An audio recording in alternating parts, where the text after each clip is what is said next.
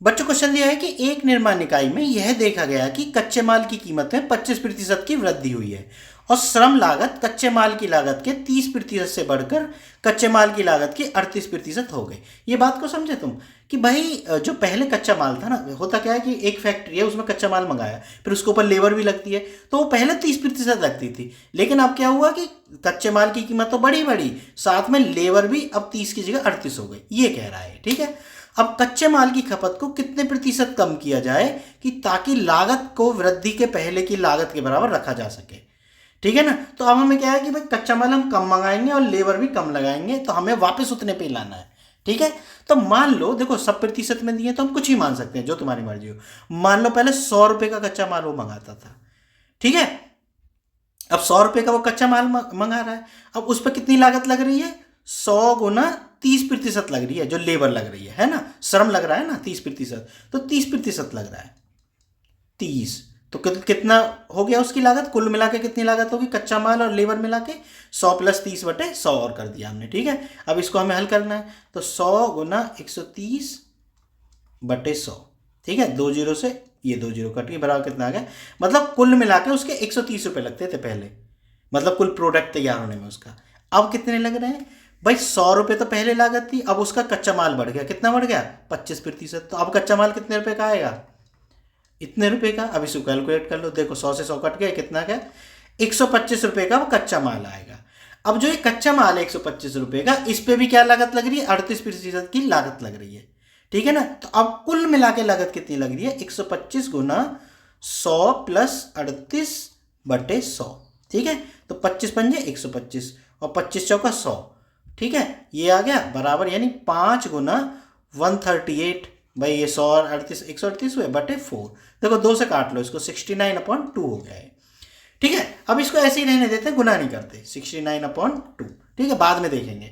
अब वो क्या कहता है कि अब जो लागत लग रही है ना, ये इसको हमें वापस लाना कितने पे? 130 पे लाना है, समझ गए बात को।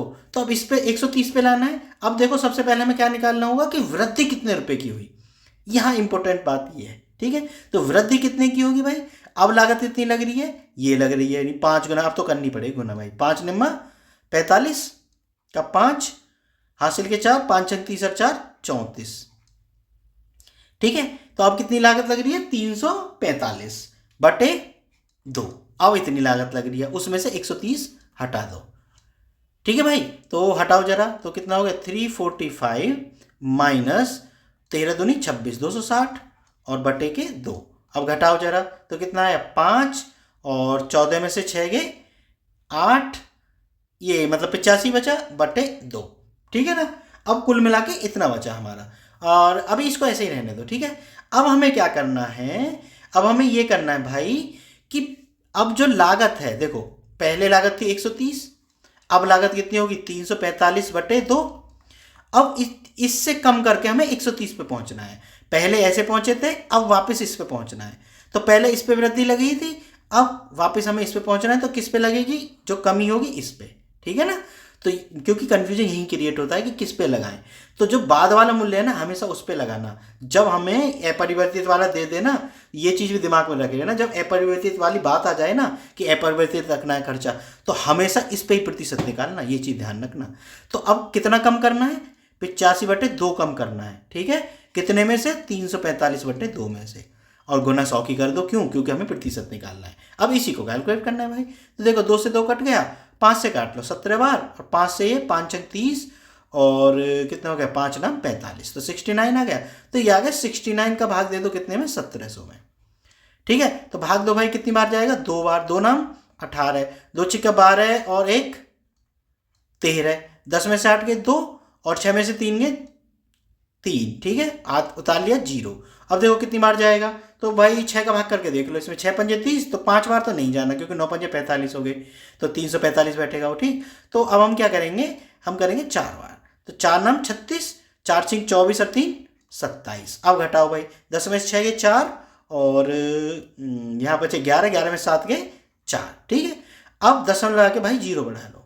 अब देखो भाग कितनी बार जाएगा? 7 × 6 = 42, लगभग 6 बार जाएगा। 6 नाम 54 और 6 36 और 5 41। ठीक है, अब देखो लगभग इतना ही आ रहा होगा, 24.6 के आसपास कहीं है, ये रहा 24.6 ही दिया उसने। ठीक है बच्चों, तो यही हमारा आंसर होगा। बात समझ में आ गई ना? ठीक है, अगर वीडियो पसंद आई हो तो चैनल को सब्सक्राइब जरूर कर लेना। मिलते हैं फिर नेक्स्ट वीडियो में।